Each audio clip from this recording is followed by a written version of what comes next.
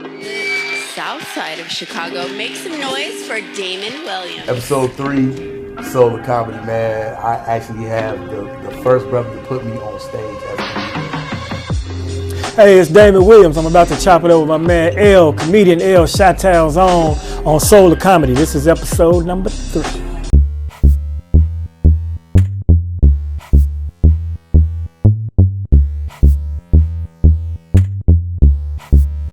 Hey guys, if y'all could whisper while we record. I'm not saying you loud, I'm just saying we're about to start. You were one of the few cats to be heavy in the streets like you were and able to get out the streets. Bro, tell me how that transition happened. Well, to be honest, it's not something to brag about, but it's something I lived through.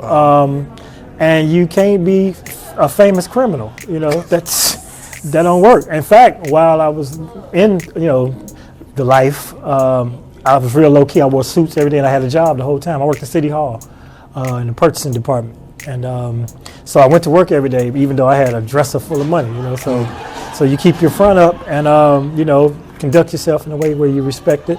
And fortunately, didn't get caught and didn't get killed.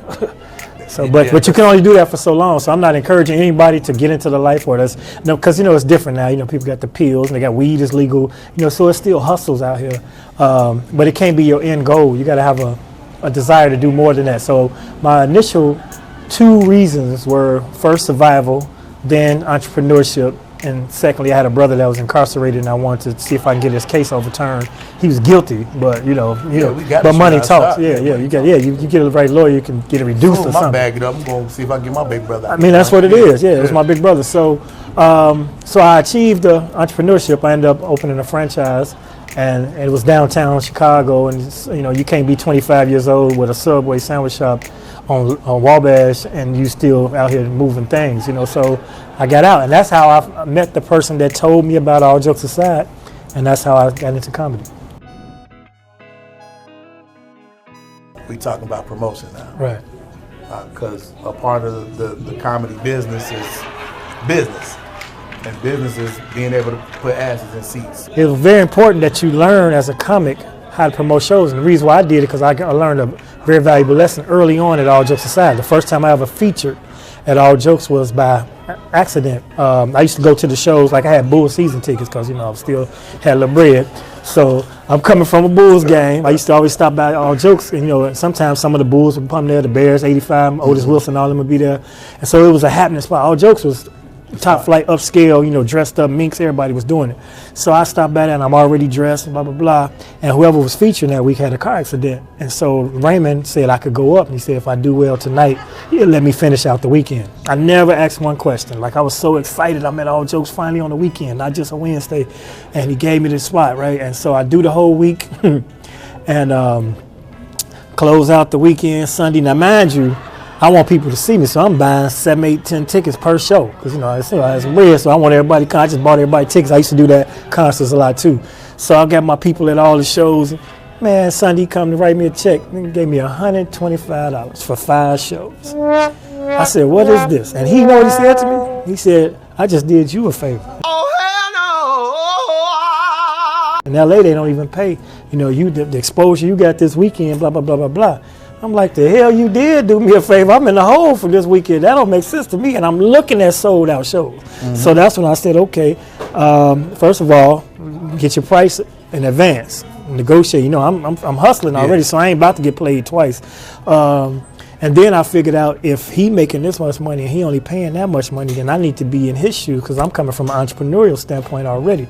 So I left All Jokes as far as doing the weekend. I went and started my own night at the Quality Inn where I was the promoter and booked other people. And so that told me to, learn that. But then you have to learn back then, you had to put flyers. Well, no social media.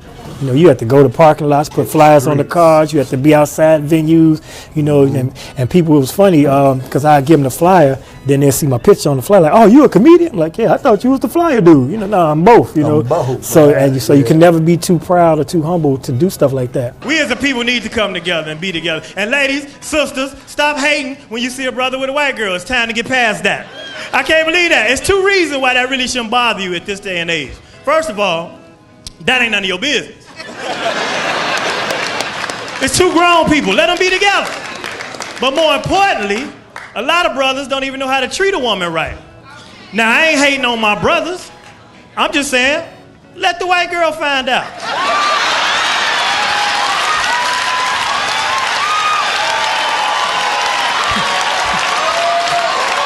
She'll see what y'all been going through. Don't even worry about it. Wait about 11 months. You'll see her ass in the hood, a little beige baby in a stroller. Has anyone seen Dante? So a lot of people know me as a promoting comedian. Hey, you better be. Because of what a lot of comics don't promote. Right, they don't get it. They don't get it. Yeah. So, but before me, there was Damon. I heard D-Ray is legendary on the promoting side. With Riddles, he put this. That's why this place still open right now. Because them Sunday nights he did. D-Ray is a promotional beast. He still is. You seen his New Year's Eve? Yeah. New Year's Eve every year. Now he did 4 shows this year. At the area. Yeah, so that's one of my little disciples though. You know, it's my protege. Is that really, I handed him the mic the first time as well, and he watched the hustle, but he a natural born hustler, so he did his thing. He took it to another level. So at age 25, that's when I retired from my job.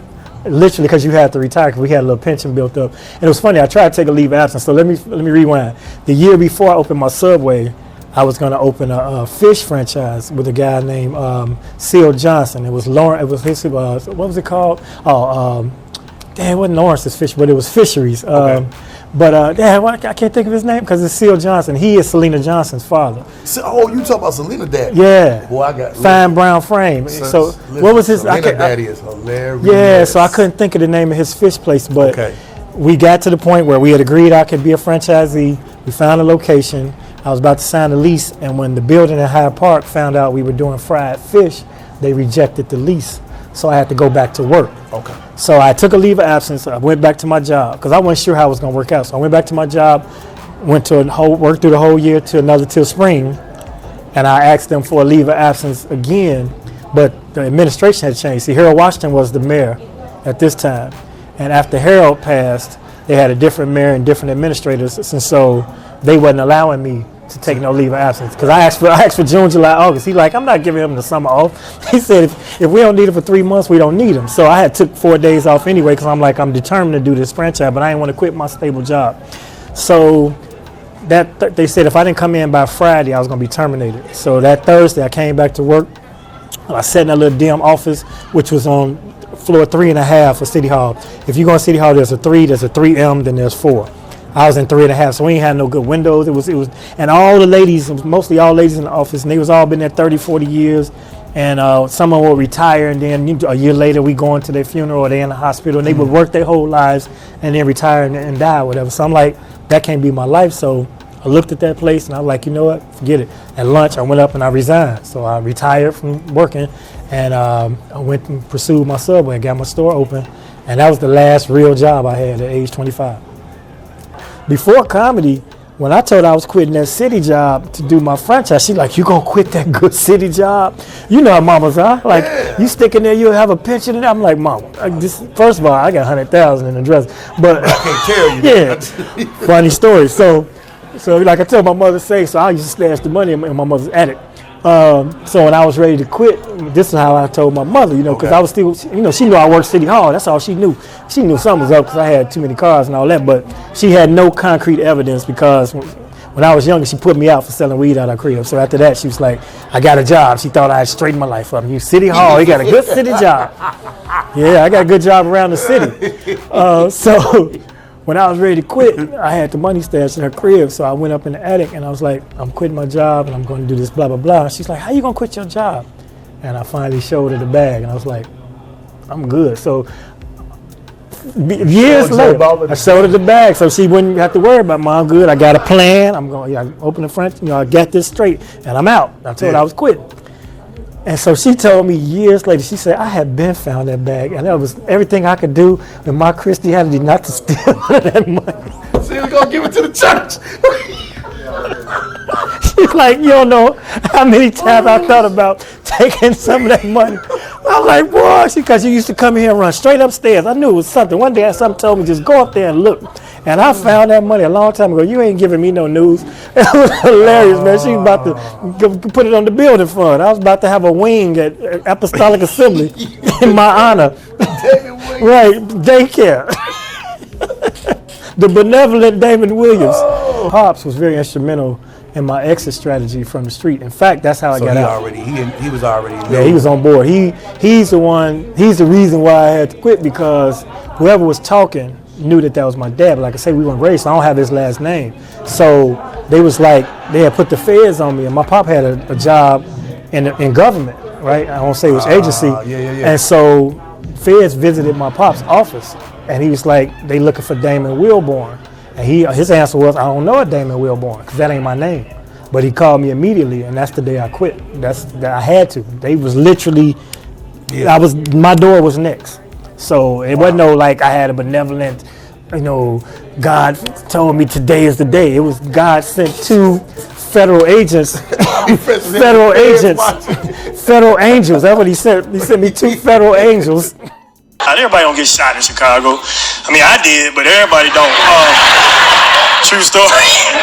No, it's a bullet in my leg right now, to this day, right now. Yeah, but it's cool. I know who did it. You know what I'm saying? I do it. I ain't tell. I ain't snitch. I ain't that type of dude. But then again, what I look like telling on me, I shot myself, for real. True story. Let me explain. Back in the day, I was selling a little weed, and other items. And, yeah, and I ain't gonna tell on myself now, so we just gonna say other items. Like, it was weed and hair. That's what it was. I was dime bags and bundles, and that's why I'm leaving my story.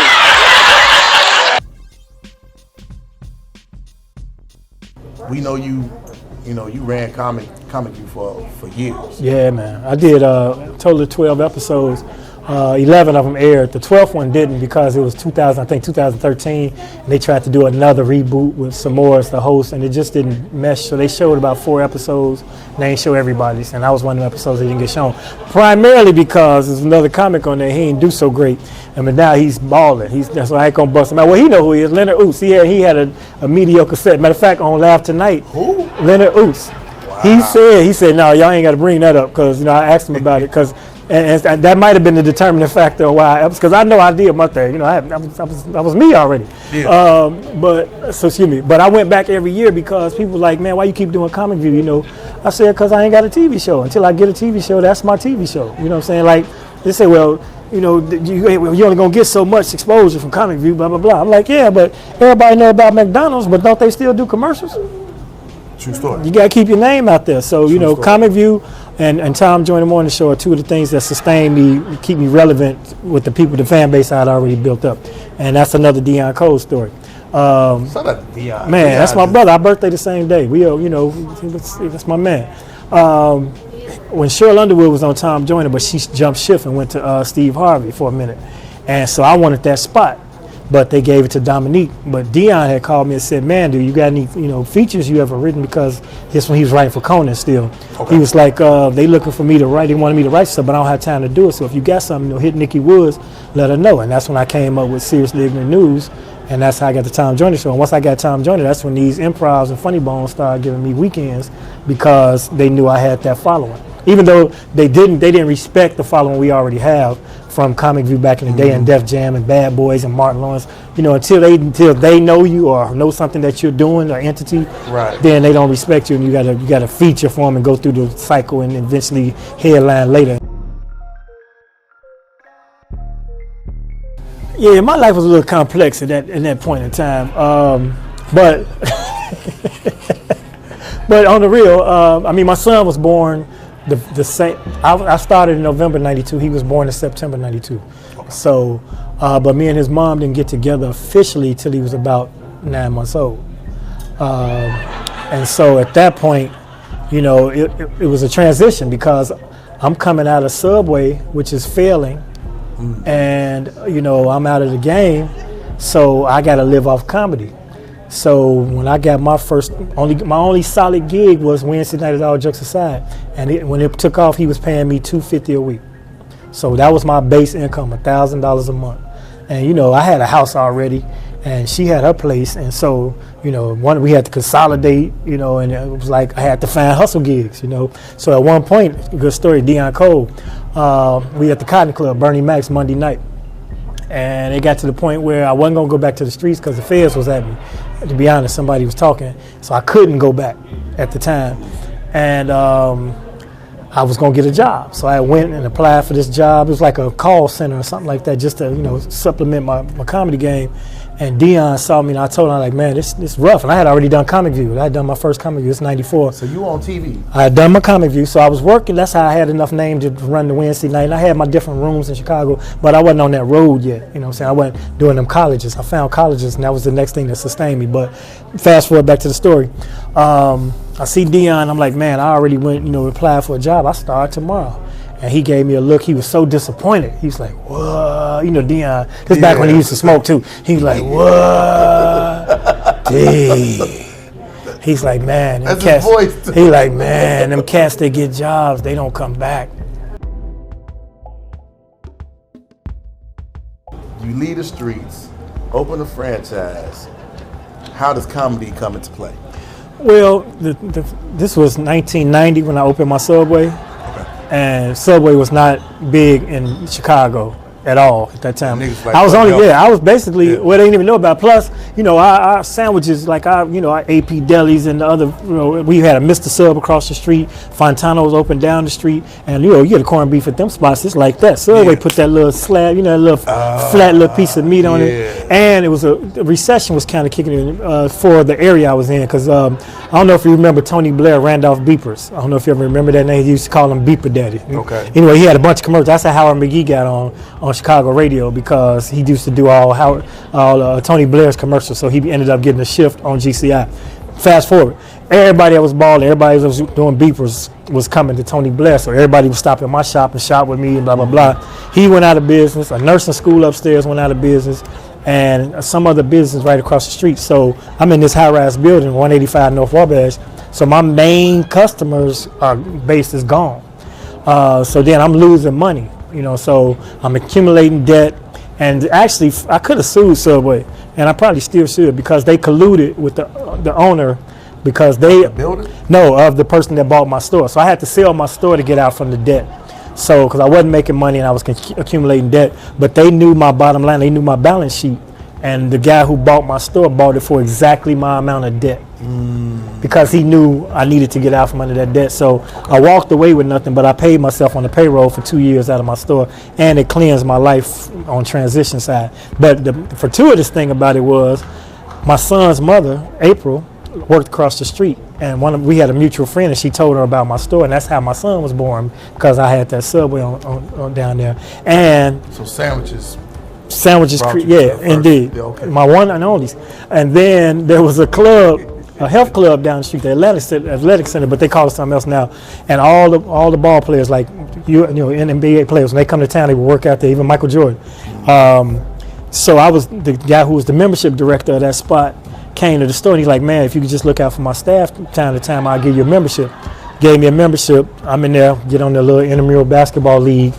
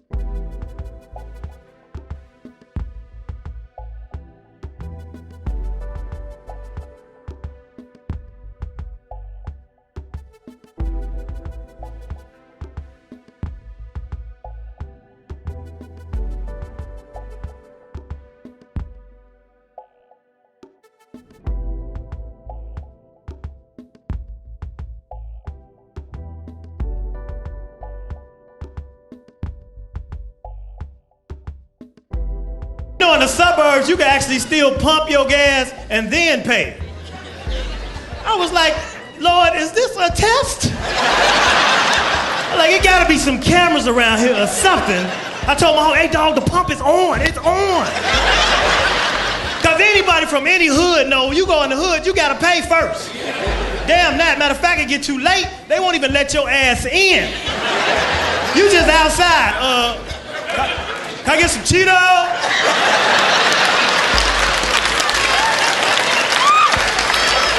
Cheetos! Dude be inside.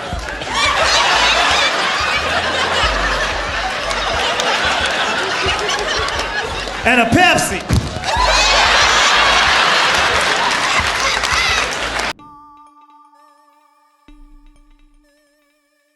So I had somebody come with a VHS. Well, that's you had the whole VHS tape in the camcorder, right? So I recorded it. And I'm going around showing everybody the tapes, and I went to take it to let my mother see it. So during my set, I was so surprised that they were laughing that I said, "Wow, you motherfuckers really laughing, right?" But my mama's super saved, so when I get to that part, you know what I'm saying? I had to stop the tape. You know what I'm saying? I'm like, oh, I can't be cussing in front of my mama, so I took the tape out.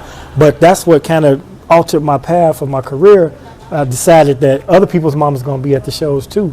So, you know, let me try to ease up on my cussing. I wasn't aware that I even talked like that as much as I did. I remember when I worked at City Hall, even though I had a mid or low level position, I would dress like the politicians because, you know, I had the bread. Mm-hmm. So I realized that people respected the suits. And that's when I started wearing suits on stage because I knew that people look at you different. Like if you go somewhere right now, there's just one dude in a suit and you want to ask him about this establishment, you'll ask dude like he probably think he run this place. Mm-hmm. And he might be a car wash dude, but if you got on the suit, you respect. And if you add a clipboard to a suit, you can get in free anywhere in the world. If you grab a clipboard and put on a suit tie, you can walk in the White House. Ain't nobody gonna say nothing to you. You can get in college markets. Colleges have a budget.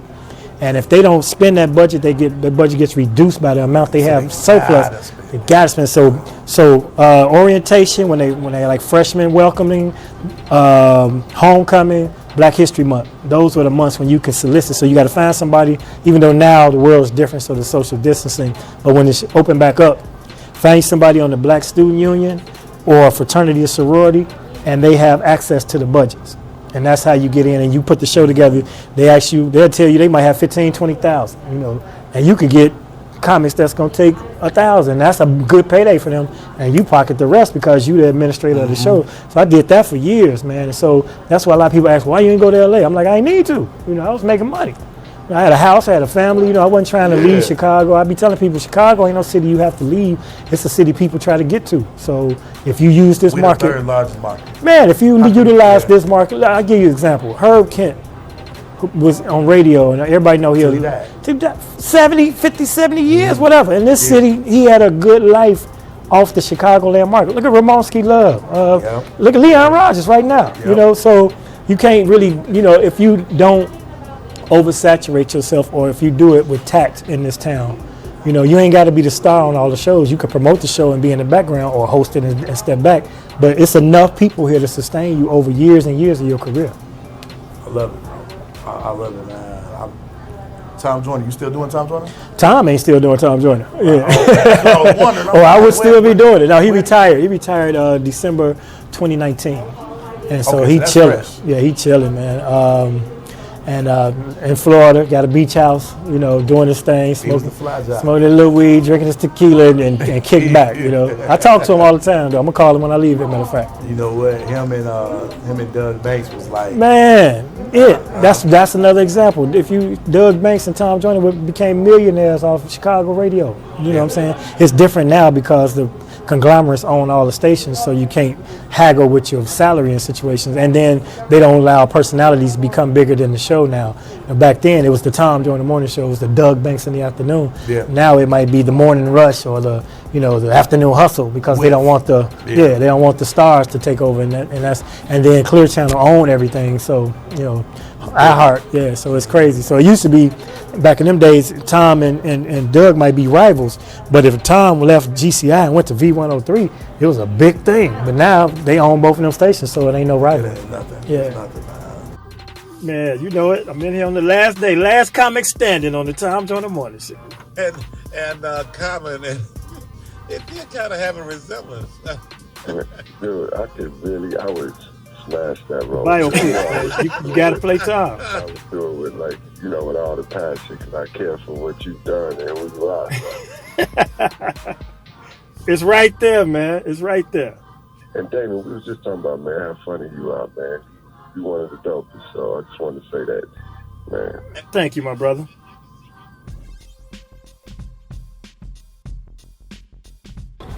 Let me ask you this, because I ask everybody this. That first bomb. Do you remember your first bomb? Nah. Okay. So no bombs. I had bomb. No, the worst circumstance I had when it comes to something like that where people weren't laughing, I'll never forget, it was the House of Blues. And I was opening for Aretha Franklin.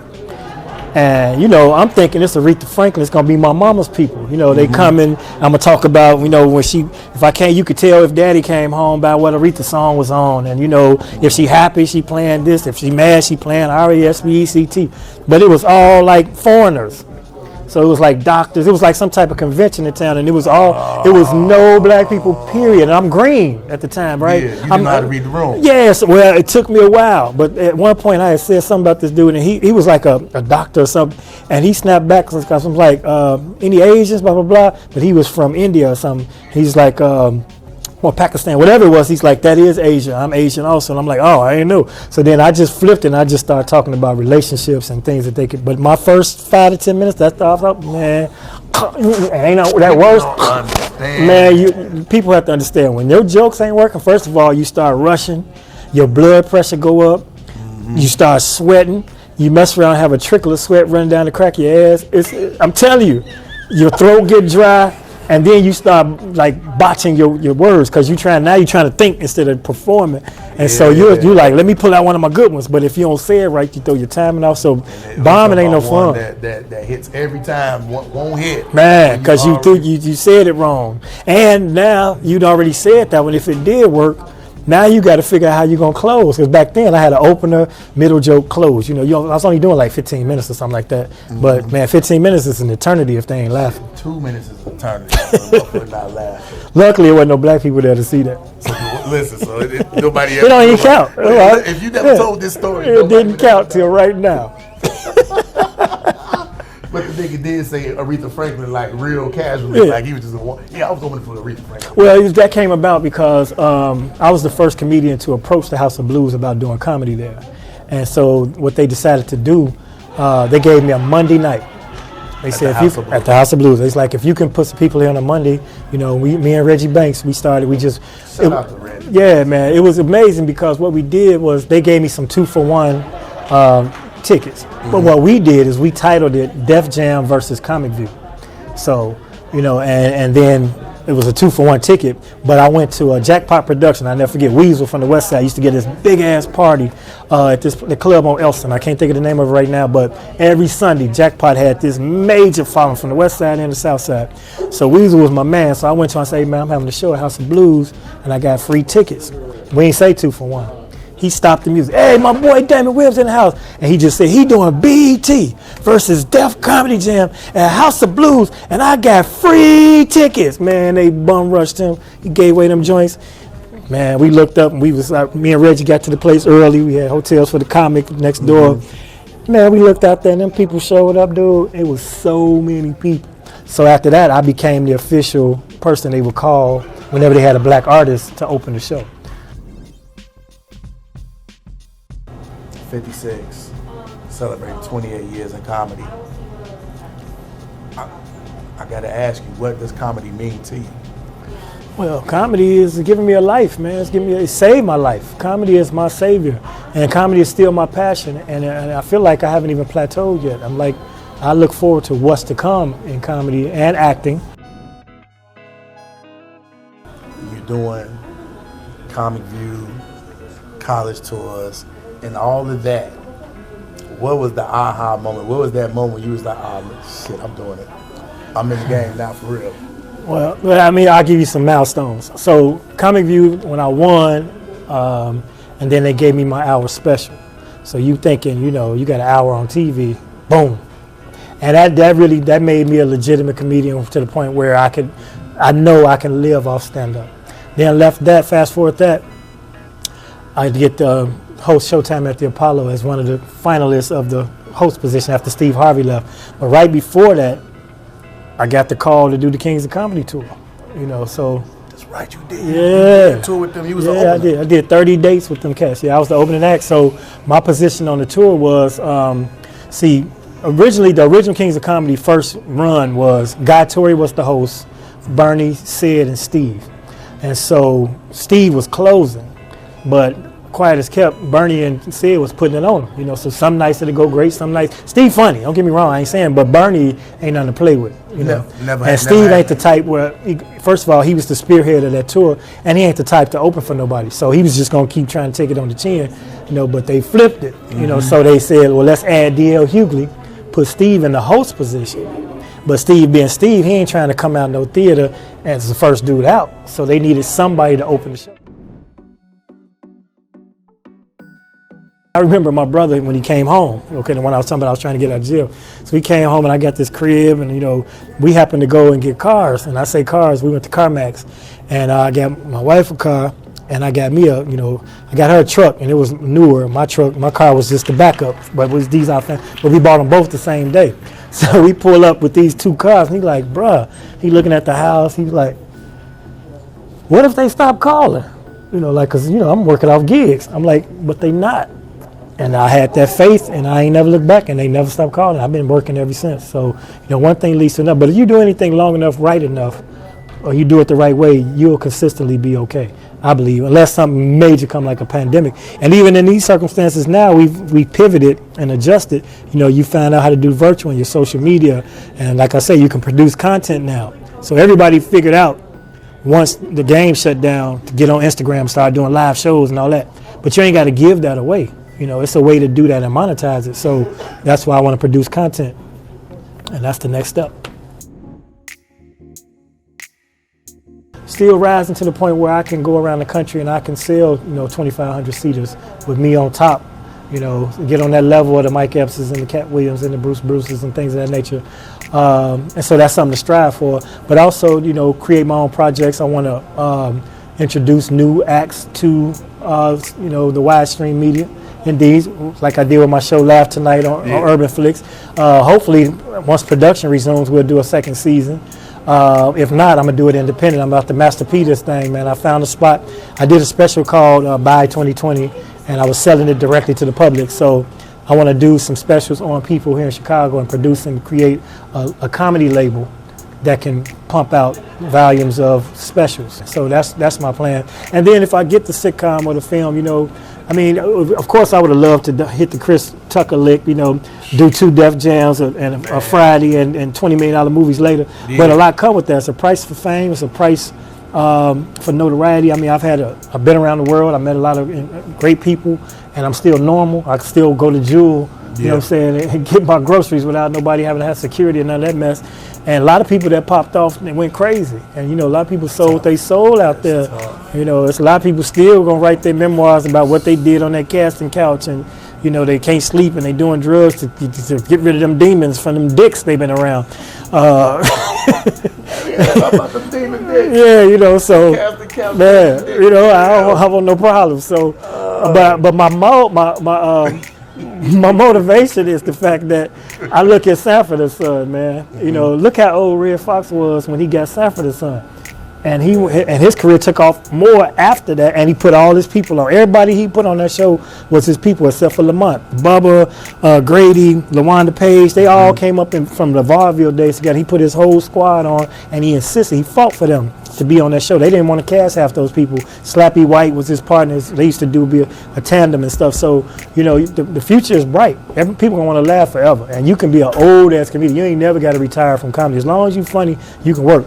Look at Paul Mooney working till he damn near senile. Dick Gregory worked till the day he died. George Wallace got a residency in Vegas. So funny is funny, and your people age with you. So just stay relevant. Keep some sun out your face. So you don't look too old. And, do your thing. Hey, listen, man, the soul of comedy, man, you got a lot of soul about it, bro. Bro, man, this whole song. He told Yeah, it's legacy time, man. It's like really about leaving a message. Because my son gave me something he said to me that really struck with me. He was doing research on Fred Hampton, Chairman Fred Hampton, and he said in his research he saw his writings, but it was only maybe 1 or 2 hours of footage or his voice around. Like so, if he tried to find his voice, like Martin Luther King, we got all type of speeches. So we got to do these so that you can document your situation. So I'm glad to see you doing this. I'm proud of you because this is what we have to do. You got to create your own situations, man. Yep. Yeah. Yeah, that's shit. So that's my soul with my soul brother. Man, listen, See, that's how you know I'm 56, because I said soul brother. Soul brother. That's the only time I've seen this age show. Right on. I'm telling you, it's crazy, man, because we all getting older, right? We all getting grown, like I said, I'm in my 50s, you know what I'm saying? And I want to live long. I want to live a long time. I want to be this dude. I just want to walk around just... Still looking at my wife ass when she passed. Because I wonder, when do old kick in? Like, when do you go to yourself to, goddamn, ain't this what it is? I was just me yesterday. I'll be goddamn. I guess today is my goddamn old day. I wasn't even talking like that yesterday.